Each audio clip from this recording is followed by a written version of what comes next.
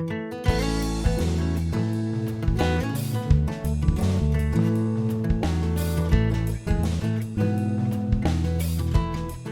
everyone, it's Aunt Fernita.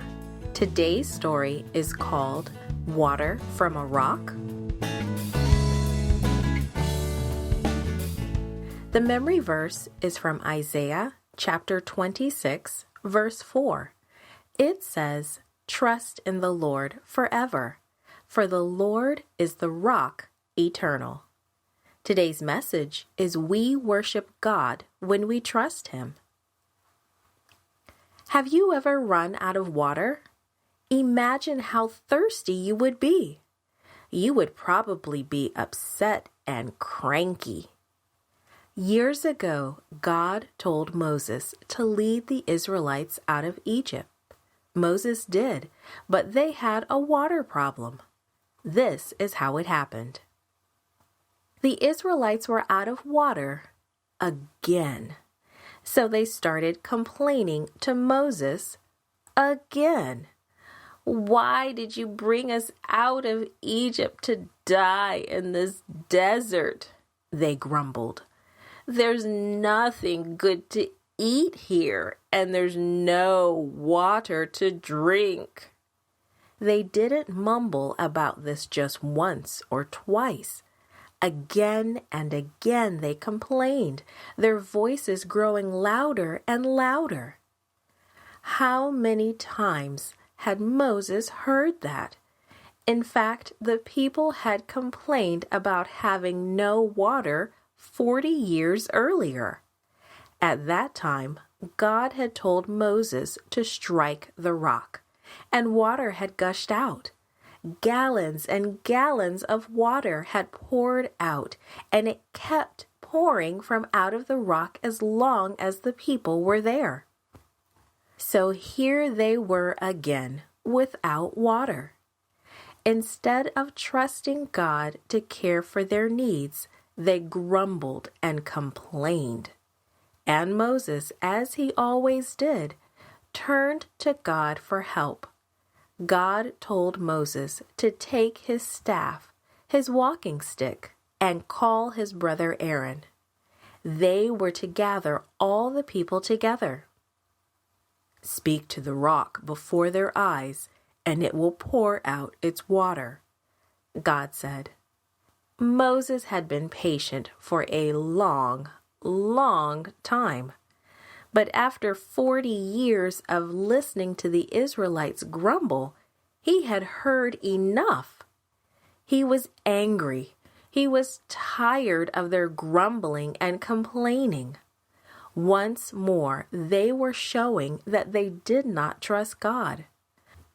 Moses was so irritated that he forgot it was God who had caused all the miracles to happen. God had caused water to flow out of the rock 40 years before. Only God could cause it to flow again. But Moses forgot. He felt he was the one who could make the water come from the rock. "Listen, you rebels. Must we bring you water out of this rock?" Moses yelled at the people. But he didn't speak to the rock as God has commanded. He raised his arm and hit the rock twice with his staff, and God made the water gush out. Moses may have felt quite pleased with himself for a moment. He'd probably wanted to yell at the people for a long time. And it may have felt good to hit that rock. But Moses had given the impression that the power to make the water flow had come from him and Aaron. So God was dishonored. If Moses had obeyed, it would have reminded the people that although Moses was their leader, he got all his instructions from God.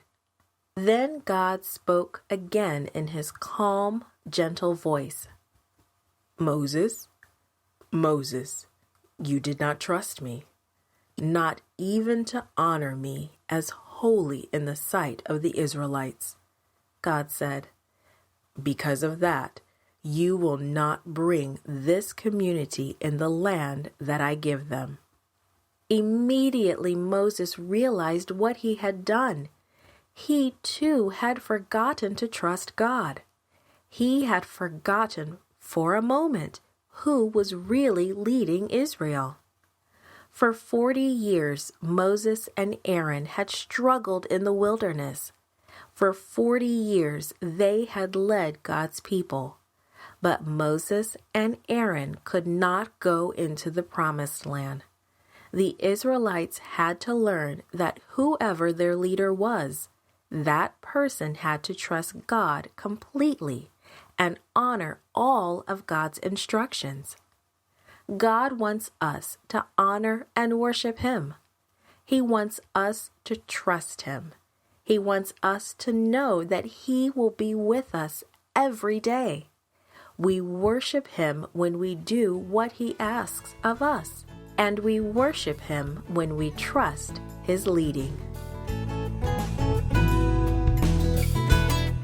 Created and produced by Falvo Fowler.